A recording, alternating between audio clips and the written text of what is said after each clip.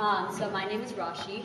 I went to UC Berkeley, so across the bay, and studied political science, which is a little different than what you guys are doing, I'm aware.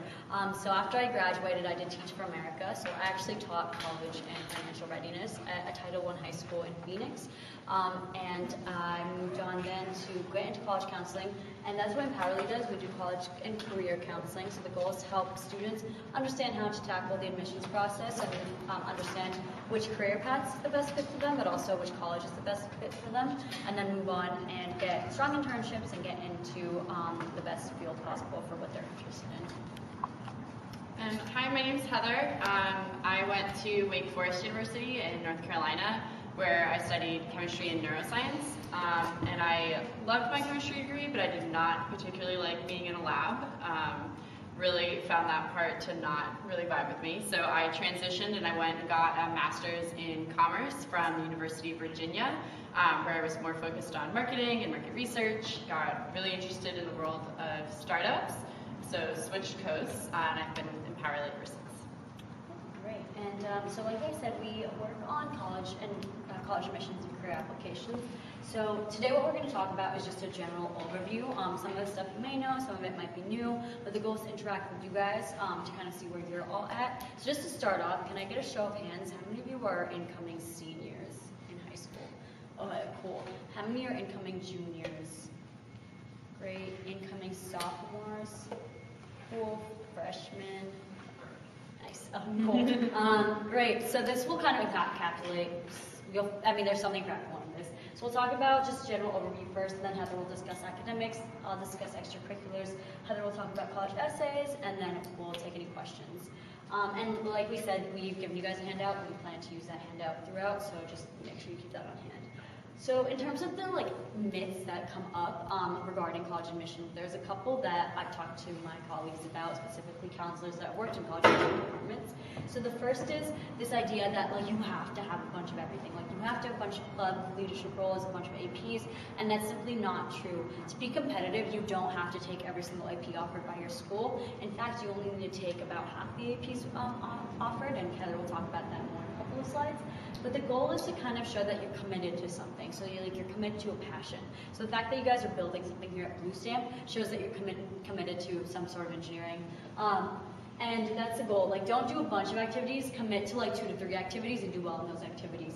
Don't do a bunch of APs, do as much as you can handle and do well in those APs. So it's always better to get an A in an AP than to take a bunch of APs and get A's and B's mixed or even C's. And then this idea that you're going to be compared to other people from your school, which is also not true. So the people that go to your high school, though they may apply to the same school as you, they might end up getting a different admissions reviewer than you do. So that means that there's no knowledge of their profile at all when they're reviewing your application. So the goal is just to make sure that you're presenting the best version of yourself, not to compete with everyone else in your high school, because those people might not even come to play when your application is being reviewed. And then there's this idea that you have to have perfect scores all across the board. That's also not true. I went to Berkeley and I definitely did not have perfect grades. I definitely had quite a few B's in high school, a couple B minuses too. And I didn't get a perfect score on the SAT or ACT. I did well on the ACT, but the goal is, again, you don't need to do the best in everything. Just try your hardest and try to do well, obviously. But if you get a B, you get a couple of B's, it's not the end of the world. Even if you get a C, it's not the end of the world. So just keep that in mind. Don't stress yourself out too much. And then this is also extremely important. People often downplay the importance of how good of a fit the college is. A lot of times people just end up looking at the overall prestige or academic ranking of the school. The goal is actually to look at which schools are best in your major and which schools are the best culture fit for you. So those would be the things that I would recommend focusing on. And the reason I say that is, like I said, Berkeley is probably top 25 school at this point in time if you look at most of the rankings. But I was I want a minor in theater. So when I went to Berkeley, I then realized that their theater program was super bad, and it was definitely not in the top 10 or 15 in the country. So just because Berkeley is a top-ranked school doesn't mean that every program that they offer is a top-ranked program. So that's why it's important to think about the programs that you want to get into and the schools that will offer that. For example, like UIUC isn't a top 25 school overall, but it has one of the best engineering programs in the country. So that means that might be something that you want to consider. The other thing to consider is culture fit. So for example, like if you feel at home there, that's a huge thing. So again, San Francisco is a little bit colder, but like if you come from the South Bay, it's pretty warm down there. I was just down in Cupertino yesterday. Going to like Hanover, New Hampshire is a complete culture shock if you're from a place that is that warm, because New Hampshire or Ithaca, New York, they're all super cold. Cambridge, Massachusetts, right? So like keeping these things in mind, because different things will pop up when you have like climate changes or even like social climate changes. So again, make sure you visit the campus and take into account what the surrounding area is like, because that does play a role in what type of school you may want to go to. Great. And then recommended frameworks. I know a lot of you are seniors. I'm just going to start in 9th grade. All throughout high school, you should be working on your extracurriculars, right? Like you want to make sure that you're constantly doing something in order to further your passion. And then also personal writing practice is big. If you're a senior and you're like, I don't know what that means, that's totally fine. This is just the idea of like thinking about what you've been doing and thinking about your experiences and being able to write about them. So a really easy way to do this, as cliche as it might sound, is to journal. So if you just look up like journal topics online, like if you just, what you need to do is write 4 to 5 complete sentences, at least 2 or 3 times a week, about an experience that you've had, and use those journal topics to really introspect and understand like what you've been through, because that's going to be big once you get to like application and essay writing for colleges. You don't want to go in cold, just like you don't want to go in cold when you're playing a sport. You want to make sure that you practice, and the way to practice is by journaling, or by in some way engaging in personal writing. Once you hit 10th grade, you want to start to think about the awards that you can win in the activities that you're doing. And then 11th and 12th grade is, like I was saying, like thinking about what you've been through, thinking about how you've grown in high school and how you're going to use that for your application, looking for scholarships, which is a big one. And then if you're applying to schools that have interviews, prepping for interviews, because I know that may be a foreign domain for some people. Okay, so that's just a general overview. Okay, yeah, so looking a little bit more about academics, there are definitely a lot of different parts of academics that sort of make up that side of your application. So there's obviously things like your GPA and your test scores, but there's also subject tests, so the SAT2s, and then the number of APs and which ones you're taking, the scores you get on those, if you do IB programs, all of that sort of creates the academic profile that you have when presenting yourself to colleges.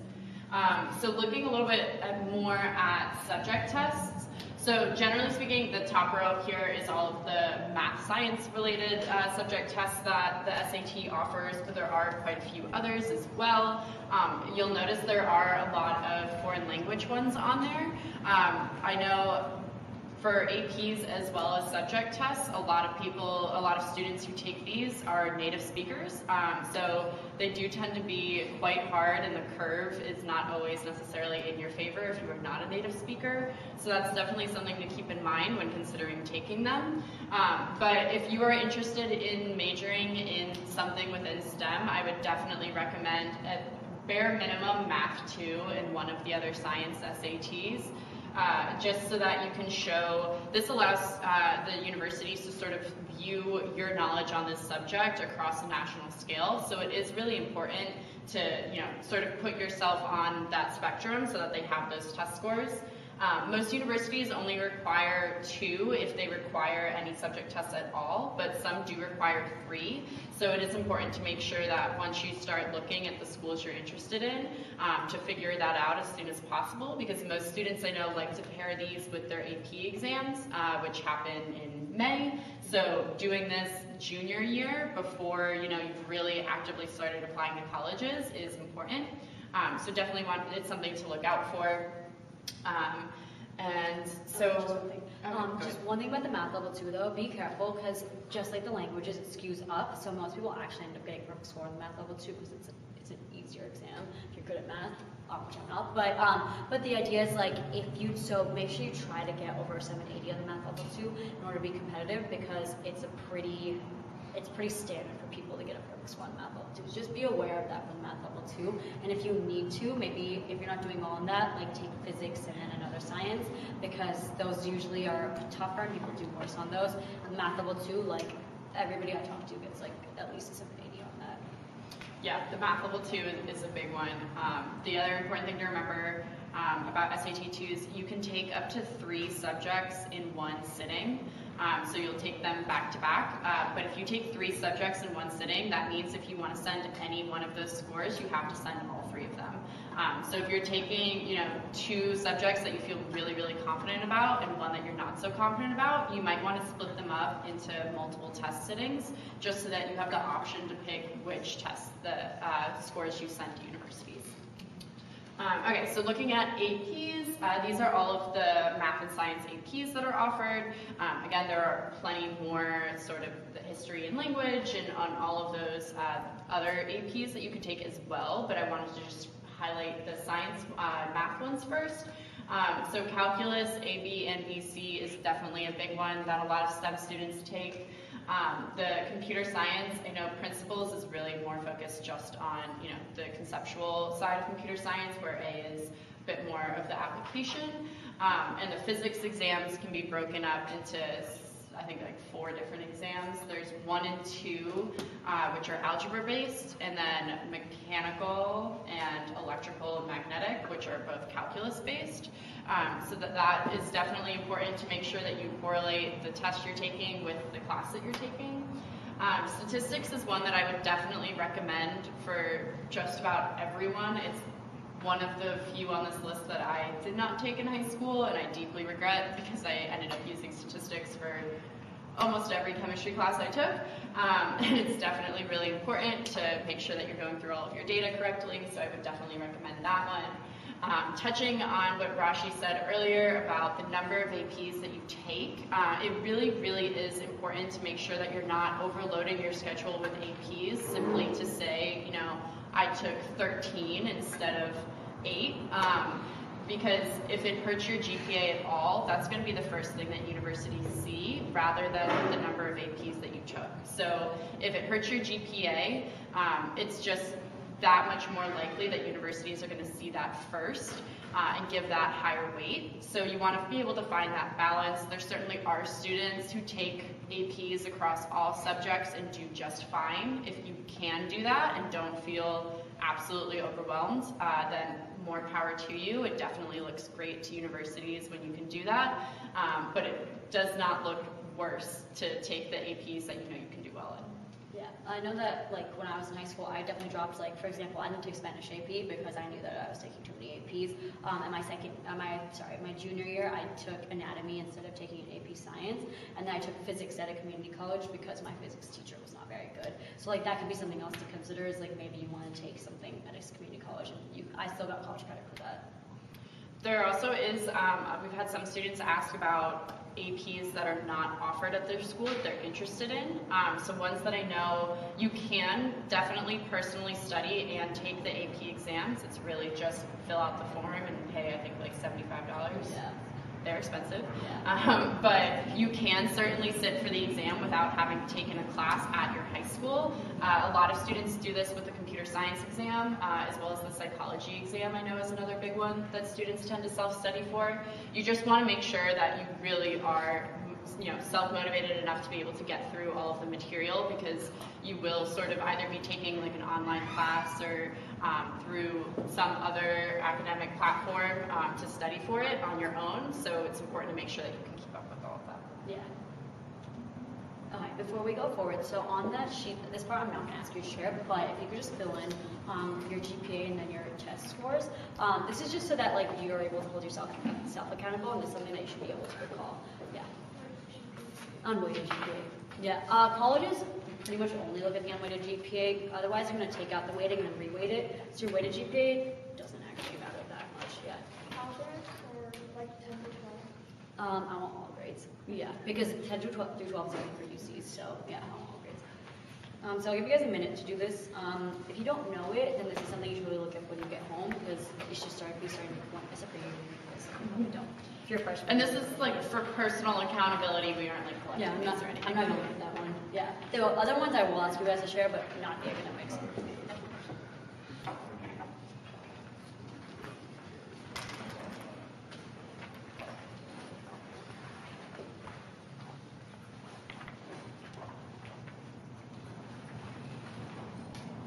Take 30 more seconds. I know it's not.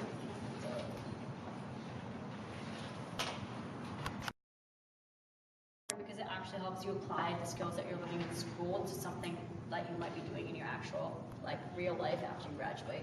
The biggest thing though is thinking about what you're actually passionate about, and it is really about quality over quantity. So don't do like 50 clubs and just do them in a subpar manner. Like pick 2 or 3 and do them really well. And also like show people what you're passionate about. So it's great that you guys are building projects right now that you can show them that you're passionate about electrical, mechanical, whatever, engineering. Because it's easy to say that you're passionate about something and that you're good at something. It's much harder to show it. For example, I could say that I'm good at basketball, but I can't show it because I'm not actually good at basketball. So that's a big thing, right? Like it's easy to talk, but it's hard to walk the walk. And then make your hobby to your passion. So what this means is, first of all, obviously, like if you're really interested in math or science or something like that, like it's easy to go like, yes, I want to go into engineering or medicine or something along those lines. But even more than that, like the nuanced aspect of this. So for example, like if you're interested in engineering, but you're also interested in sports, then finding that intersection between engineering and sports and being able to make a career out of that will make you so much happier because you're doing something that you love. Like that's what people like the inventors of Game Time did, or the creators of Game Time did, because they love sports, they understand the industry well, they clearly love engineering, so able to make an app that like everybody uses now. Right, so that's what's going to help you become successful, is understanding what your passions are and the nuances of the industry that you want to go into. And the way to do this is starting off with your extracurriculars.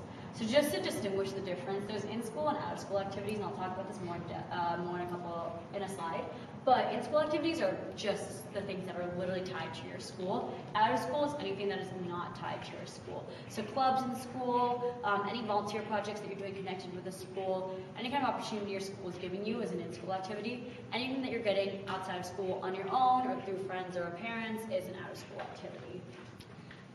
And then there's summer activities. So this is a summer activity, of course. This is more of an academic summer activity that also gives you experience, so it's kind of an intersection of the two. But experience would be if you were doing an internship, if you're doing volunteer work, if you're doing a self-guided project, which some of you might be working on outside of this. Academic would be this. This is a good thing to put in your portfolio, which I believe you could, I'm not sure if you guys are using iFolio or another portfolio platform, but make sure you build up a portfolio so that you can present that to the schools. You just send them a link in your application, that way they can access your portfolio, or you can create a website if you haven't already done that, that showcases what you created. So in terms of what you want to be able to show those colleges, it's a mix of in-school activities, competitions, community service, and out-of-school activities. And I think the best way to demonstrate this is talking about our own stories. Heather, do you want to talk about what your buckets were, I guess? Yeah, so my buckets were very heavily skewed towards sports. I was on the varsity soccer and track teams for all 4 years of high school, and I played soccer outside of school as well on a club team. So most of my competitions were, various tournaments that I've been to with my club team. My out-of-school activities also included things like my youth group that I was a part of. We did a lot of volunteer work in the area. I volunteered as a camp counselor for the younger kids in my town, sort of overlapping with community service, obviously, as well, because those were not paid gigs. In-school activities, I was also part of National Honor Society, FBLA, a couple other clubs here and there that I was not really in leadership, but in as an active member role. Those kinds of activities definitely can be included on your Common App. If you actively attend meetings for Spanish Club, that definitely still counts. You can always put that on there, but the things that I had leadership roles in, like the sports teams that I was a part of, was really sort of like the highlight of what I talked about, just because I was much more actively involved in those kinds of activities. Yeah, and then so what I did was in school I did student council, so I was senior class president, ASB vice president, and then I did speech and debate team, and I was captain of the debate team, and then I did JV tennis. I'm not very good at tennis, but I was elected JV captain, so that was pretty cool because it was an elected position. Not based on my merit. And then competitions, I did a lot of speech and debate, so in competitions I placed in the top 10 in debate in my event, so that was pretty much the length of my competitions. I think I got some like local awards in debate and probably won a couple tennis matches. Community service, I worked at a nursing home and I worked at a hospital as well, and at a clinic. And then out of school activities, I interned with a public defender, and then I also interned with the state assemblywoman the summer before my sophomore year, and then summer before my junior year and summer before my senior year, respectively. And then I also did singing, even though I suck at singing, but I was able to get a minor through a school in India, so that was pretty cool too. So clearly my talents were only in certain activities, but the overall theme that I was able to portray was that I was interested in going into the government or into legal work because of speech and debate, student council, because of winning at speech and debate, because of interning with industry professionals, and that's how I was able to paint like a really strong story. So what I want to know is what you guys have been doing. So I'm going to give you guys 1 minute to just, with your groups, like you can talk about this and just write down like what are the extracurriculars that you're involved in, summer activities, and during the year. And then I'm just going to go table to table and have one person share because that's just how this works. So take about a minute, talk to each other and write it down, and then make sure that at least one person has something to share.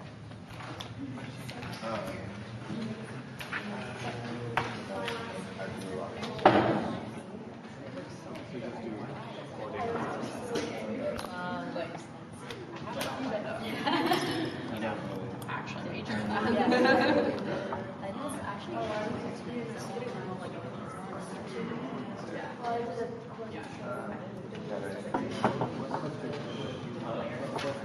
Last summer.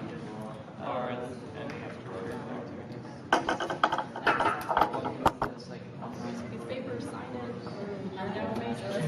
Interesting, okay. But yeah, we can talk about it. Yeah, that's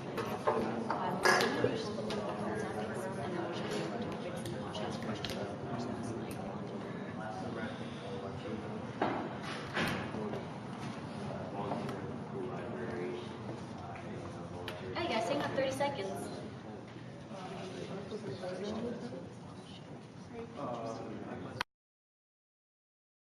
We'll go table to table, and instead of you sharing your own, I just want someone to share like the most interesting extracurricular that they heard, or if not the most interesting, then just any extracurricular that you heard. So I don't know any of your names, so can someone from this table share an extracurricular that you heard from your table? Victoria's a youth radio DJ. Or journalist, I'm sorry. Oh, that's What does that entail, or what do you do? So I write journalism pieces, investigative or commentaries at military. That's so cool. Do you want to go into journalism? No. That's so that's a good thing to do because it helps you build problem-solving skills and investigative skills, which will be instrumental in any career that you go into, and problem-solving too. Awesome. Okay, back table.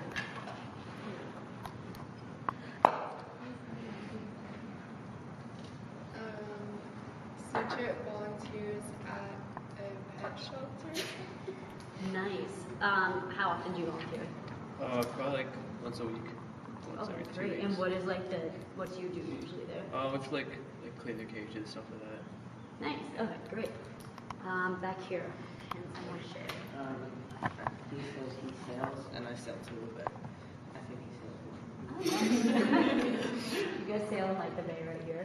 No, I live in Stonewall actually, so Okay. yeah. Oh, that makes sense. Is it a sailing club or you guys just sail?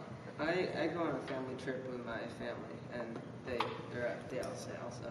Nice. That's So- awesome. I can't sail, but my friends have a Coast Guard, so we go on their ships sometimes. Over here. These programs. Program. Great. What is like the coolest thing in your program? From a computer science principle, I mean like a platform for people. Oh, nice. That's awesome. Okay, great. So these are all things that you guys have heard about in your college essays, which is the last thing we're going to talk about. Yeah. Okay, so just general overview.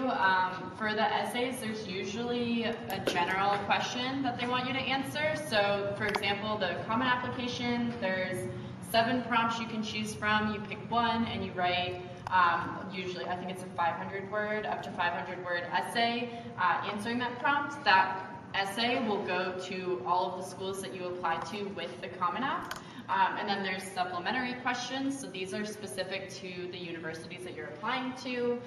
They can be anything from, why do you want to go to this university? What are you interested, why are you most interested in what you want to major in? They also can be a little creative. There are definitely schools that are known for having more interesting, eclectic questions. For example, U Chicago has a lot of really out there prompts that you can look up online that are really interesting. And for example, for my own application for Wake Forest, we had to do a top 10 list. And so they didn't give you like any guidelines on what your top 10 should be. So I wrote my top 10 favorite Disney movies. Not sure if that was the most successful part of my essay, but I did get in. There are other applications that have a little bit of a different system with their essays. So for example, the UC system, you write 4 slightly shorter essays that have different prompts than the general questions for the Common App, but sort of similar, usually about leadership, overcoming obstacles, how you've touched your community, things like that. Very sort of open-ended question prompts. So for example, this is one of the prompts on the Common Application this year. So describe a problem you've solved or a problem you'd like to solve. It can be an intellectual challenge, a research query, an ethical dilemma, anything that is of personal importance, no matter the scale. Explain its significance to you and what steps you took or could have taken to identify a solution. And we use this one as an example just because there are so many different parts of this question, and it's a really good one to sort of point out the importance of making sure that you're answering all of those different parts. So if you write a beautiful essay that tells a wonderful story and makes you sound like the best college applicant of all time, but you miss part of the question, it's sort of like an automatic, okay, they clearly can't read. Yeah. to put it frankly. So making sure that you read the prompt thoroughly and answer all parts of the question. So making sure you describe the situation, that you talk about why it's important to you and what you did or plan to do to solve that problem, and making sure you have that clear arc where you're answering all of those questions is really, really important. So what we're going to have you do is, since you're a BlueStamp and you've clearly gone through some challenges maybe here, when you're building your projects, I want you guys to take, we only have a couple minutes left, so take about 1.5 minutes, 2 minutes, okay, 2 minutes, with your table, think about an example of a time at BlueStamp that you could use to answer this question. It might be easier for some other than, more than others. And then I'm just going to do the same thing, which is go to each table and have someone share an example experience that they had. Great, any questions on what you're supposed to do? No, cool, take 2 minutes. So we'll just do the same thing, so we'll go table by table and then just someone share an experience that they heard. Let's start with this table this time. Bicycle. Learning how to ride a bike. Yeah, that's right, you talked about how you learned how to ride a bike. How did you learn how to ride a bike? By following the times. Okay, why is that important to you? I was just throwing something out there. Yeah, that's right. In the back table?